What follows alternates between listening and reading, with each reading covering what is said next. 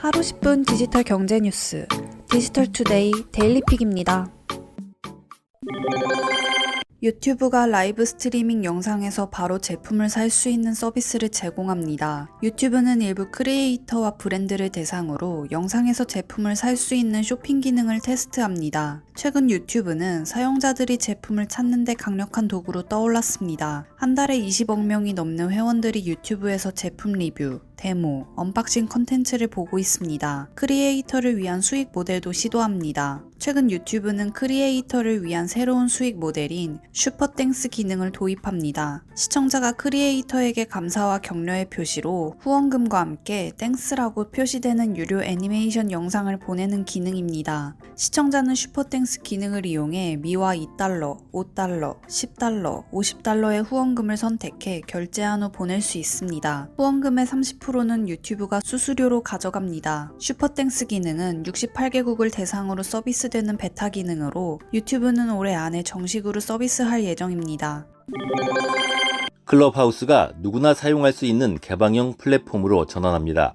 음성 기반 소셜미디어 클럽하우스는 22일부터 초대장 없이도 클럽하우스에 간편하게 가입해 자유롭게 이용할 수 있습니다. 클럽하우스 앱에서 클럽을 운영하는 경우 채팅방 링크를 누구에게나 공유할 수 있으며 공개 이벤트는 누구나 자유롭게 참여가 가능합니다. 클럽하우스에는 매일 50만 개 이상의 음성 채팅방이 만들어지고 있으며 1인당 하루 평균 사용 시간도 60분이 넘습니다. 안드로이드 앱 출시 이후 2달 만에 전 세계 1000만 다운로드를 기록하는 등 꾸준하게 성장하고 있습니다.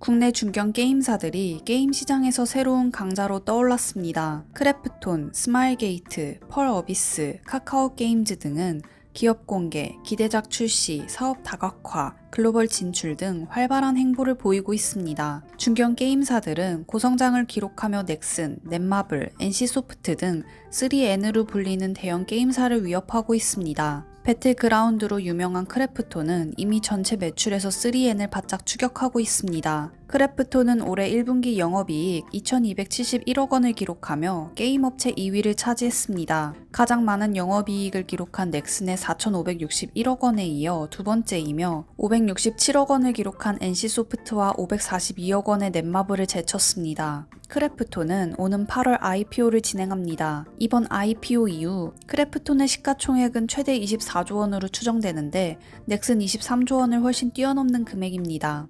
스마일게이트는 지난해 연매출 1조 73억 원을 달성했는데 매출 80%가 해외 시장에서 발생했습니다. 크로스파이어와 로스크 아크와 같은 인기 게임이 매출을 견인했습니다. 펄어비스는 지난 2015년 출시한 검은 사막이 매출의 90%를 기록했습니다. 최근 펄어비스는 검은 사막 모바일로 중국 판호를 발급받으며 중국 시장의 진출에 기대를 모으고 있습니다. 카카오게임즈는 오딘 흥행으로 대형 게임사로 도약하는 발판을 닦았습니다. 카카오게임즈가 지난달 29일 선보인 오딘은 리니지를 제치고 모바일 게임 매출 1위를 차지했습니다.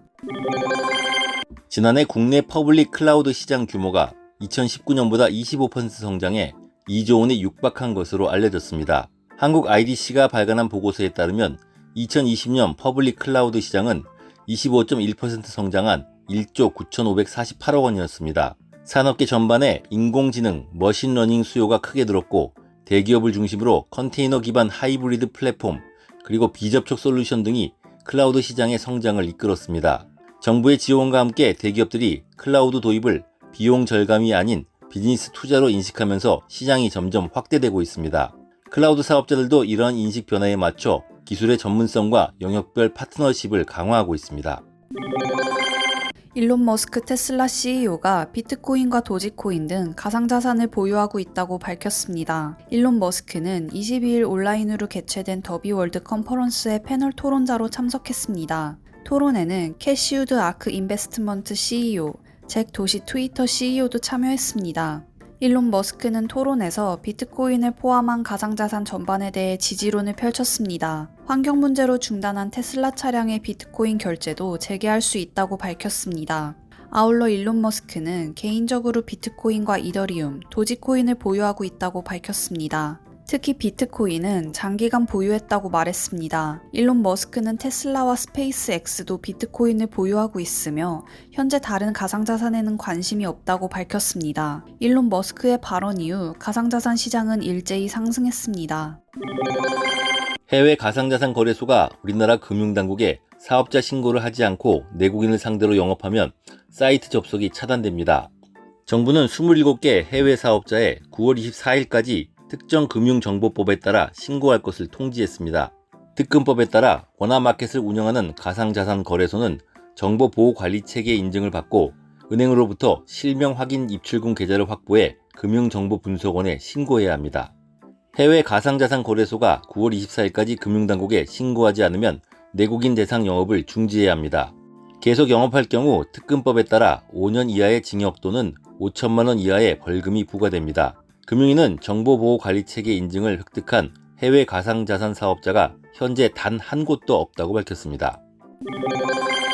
미국 연방거래위원회가 스마트폰 등 소형 전자제품의 사설 수리를 제한하는 기업들의 관행을 불법으로 규정하고 강력한 제재를 예고했습니다. 연방거래위원회는 사설 수리 제한 행위에 대한 법 집행을 강화하기 위한 새로운 정책안을 홈페이지에 공개했습니다. 정책안은 애플, 구글 등이 자사 제품에 대한 수리 권한과 정보, 부품 공급을 외부로 공유하지 않는 문제를 지적했습니다. 개인이 직접 수리하거나 사설 수리 업체를 통해 간편하고 저렴하게 제품을 수리할 수 있는 권한을 강화하려는 것입니다. 애플 아이폰의 경우 고장이 발생하면 애플 스토어나 공인 AS 센터에 접수해야만 수리가 가능합니다. 대개 부품 교체 등 수리보다 고장난 제품을 리퍼 제품으로 1:1 교환해주는 경우가 대부분입니다. 이번 수리할 권리 정책은 반독점주의자 리나 칸 컬럼비아대 교수가 FTC 위원장에 지명된 이후 나온 첫 번째 반독점 정책입니다.